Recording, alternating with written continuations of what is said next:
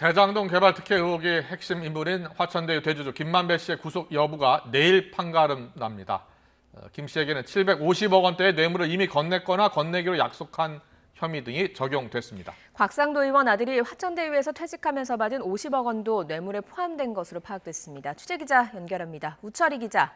네, 서울중앙지방검찰청입니다. 김만배 씨에 대한 구속영장 어제 청구가 됐는데요. 내일 구속 여부가 갈린다고요? 네, 그렇습니다. 사전 구속영장이 청구된 화천대유 대주주 김만배 씨에 대한 구속 전 피의자 신문, 즉 영장실질심사가 내일 열립니다. 오전 10시 반 서울중앙지방법원입니다.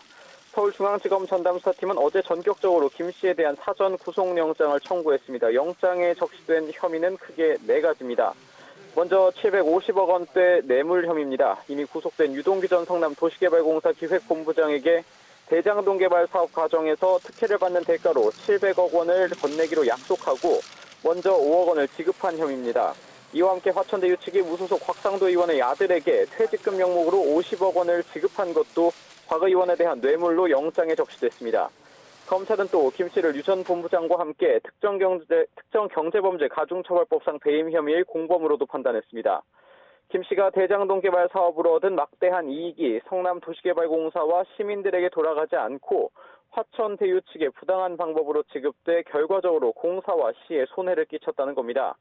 검찰은 이어 김 씨가 뇌물로 이미 사용한 회사 돈 55억 원에 대해서 횡령 혐의도 적용했습니다.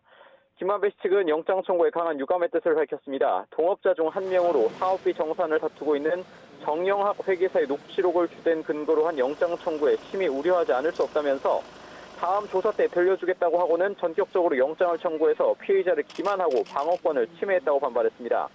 또 곽상도 의원 아들 퇴직금을 뇌물 혐의에 포함한 것과 관련해서도 정작 뇌물을 받은 사람은 조사도 하지 않았다면서 배임 액수의 산정 기준 역시 모호하다고 주장했습니다. 김 씨의 구속 필요성을 둘러싼 검찰과 변호인 간의 치열한 법정 다툼이 예상되는 이유입니다.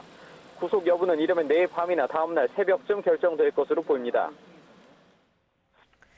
네, 김만배 씨 구속영장에 곽상도 의원 아들에 대한 화천대유 퇴직금 50억 원이 뇌물로 적시된 것도 공개됐는데 이 부분은 어떤 의미를 갖는 겁니까?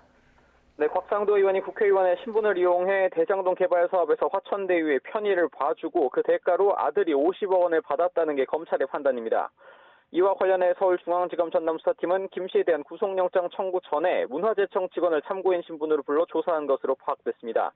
대장동 개발 당시 부지 문화재 발굴 업무를 담당한 것으로 알려진 인물입니다.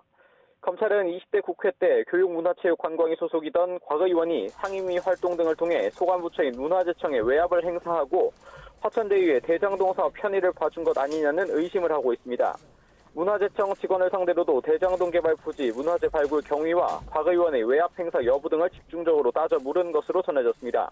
검찰은 다만 김만배 씨 구속영장에는 곽 의원이 구체적으로 어떤 편의를 봐준 건지 적시하지 못한 것으로 알려졌습니다. 앞서 곽 의원 아들은 화천대유 직원으로 일하면서 대장동 개발 부지에서 발견된 문화재 관련 업무를 맡아 공사 지연을 해결했다고 주장했습니다. 이런 가운데 검찰은 곽 의원 소자의 뇌물 사건을 함께 수사하고 있는 경찰에 사건을 넘기라고 요구한 것으로 확인됐습니다. 지금까지 서울중앙지검에서 YTN 우철입니다.